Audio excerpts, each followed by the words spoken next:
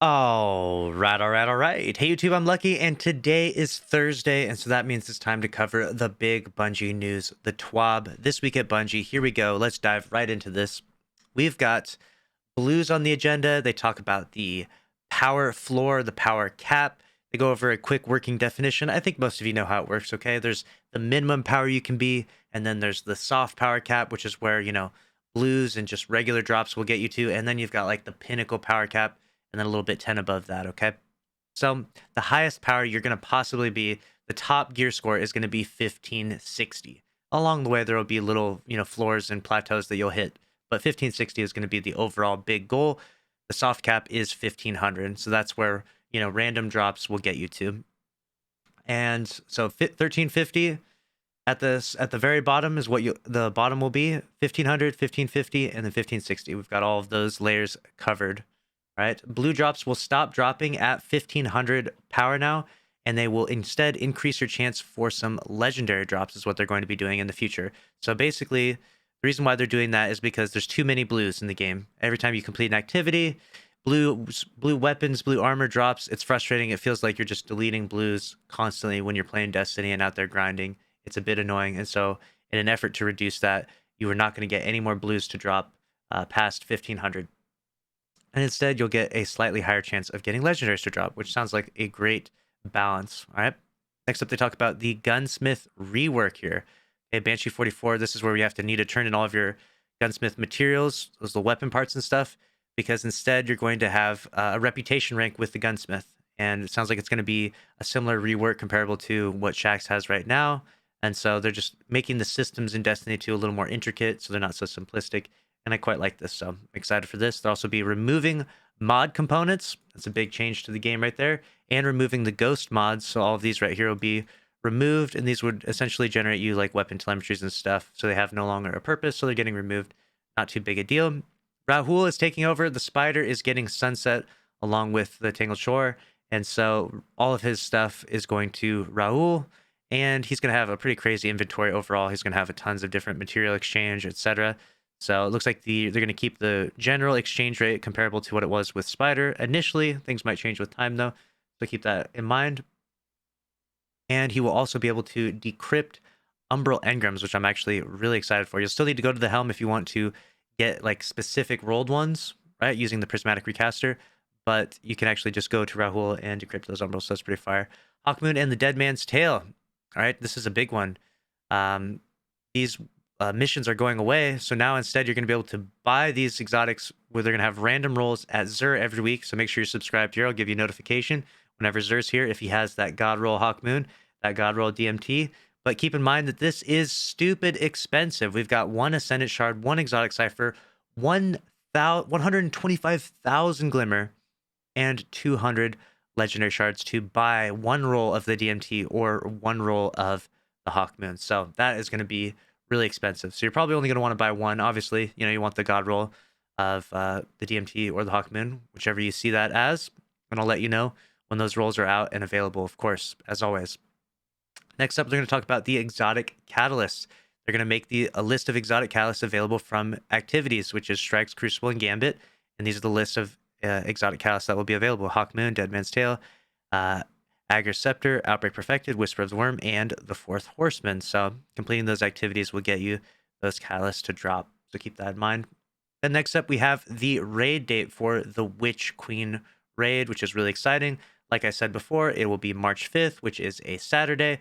It's going to be at 10 a.m. Pacific, which would be an hour after reset. Actually, it might be daylight savings, so it might actually be at reset time. I don't know when daylight savings is happening in March, so we'll have to get an update on that. But 10 a.m. Pacific, which is 1 p.m. Eastern Standard Time in USA time, you'll have to, adjust that to wherever you're at in the world. So we'll have a new raid. You'll have roughly 10 days to level up, get some good weapons, get prepared for that raid, get your team together. Should be a really exciting time. There will be a world's first race. There will be a belt awarded to the team. I've made videos talking about this before. I will be announcing the winner of the world's first race whenever we find out who that is. A big kudos to whoever pulls this off. My sneaking suspicion is that these speedrunner teams will be the ones to get it because although historically content creator teams got it back in the day, these speedrunner teams, they min-max everything in Destiny 2 to the absolute extreme, and they understand the mechanics to such a level that they just have expertise that can't really be compared to anyone else. So I think that a speedrunner team will get worlds first. We'll see if my prediction is right. And then we'll move on to that. Of course, we got contest mode and everything else. We've got Destiny Hotfix 3403. I posted a video detailing all of this on my second channel, so make sure you're subscribed there. It's called Lucky 10p Gaming. Then we have the movie of the week being announced here. Second movie of the week. And then we have the artist of the week. Little malfeasance action there. Little shacks. And then the last thing they do is a quick clarification before they go. Iron Banner bounties will not be removed at the end of the season. This was a rumor, something that was spread around. It's not accurate. They're not being removed. Iron Banner bounties will be gone in season 16, though, because that's when they're doing the Iron Banner revamp. So for now, it is worth it to keep your Iron Banner bounties in an effort to get more XP from your artifact when the next season launches, right? So keep that in mind. Along with that, we have the last Iron Banner of this season will be the last week of the season, which is February 15th. So February 15th will be the last Iron Banner of the season. The last week, just before the Witch Queen, we have Iron Banner. There will also be a hint at a big Gambit rework, which is pretty exciting. A big Gambit rework is coming out with season 16. So that's pretty cool. It might just be a vendor thing, though. Not a complete Gambit overhaul, but just a vendor overhaul. And then the last thing they do mention is that bounty hoarding. So this is a hot topic right now, and I'm not here to dive into it too much, but basically, if you save a bunch of your bounties right now, you will be able to level yourself up significantly faster when the new season starts. And, you know, it does give you a pretty good advantage to unlock those mods. Like, for example, you have crazy mods out there like this season, you know, you have the fusion rifle mods. In the past, you have, you know, oppressive darkness and breach and clear and all this other crazy mods at the end. So because Bungie has created the system around XP, people have been saving and hoarding bounties for a long time. And this can be a bit of a pain point to the community because it feels a little bit exploitative, like you're taking advantage of a sort of loophole. Bungie at one point in time nerfed the XP of bounties significantly. But even still, people just continue to do it because, let's be honest, you know, we've got about a month left until the Witch Queen comes out. There's really not anything else to do. I've created an entire checklist of things that I'm going to do from now until then. And unfortunately, bounty farming and bounty hoarding is number one on that list because that's pretty much the only interesting and relevant thing to do at this point in time. So they talk a little bit about turning in your bounties and trying to get people to not do this for whatever reason. I don't know why Bungie dislikes this. If they really disliked it, they should just, I don't know, do a complete bounty wipe across the board leading into new content, but they're probably not going to do that, and people would be very upset about that. So who knows why they continue to allow this to go on or why they get so upset about it, but they're trying to come up with this message where they say, you know, turn in your bounties before the new year of Destiny. But the reality is, if you want to have a significant advantage going into the new season, you should be saving your bounties right now on all three characters. Your Titan, your Hunter, your Warlock.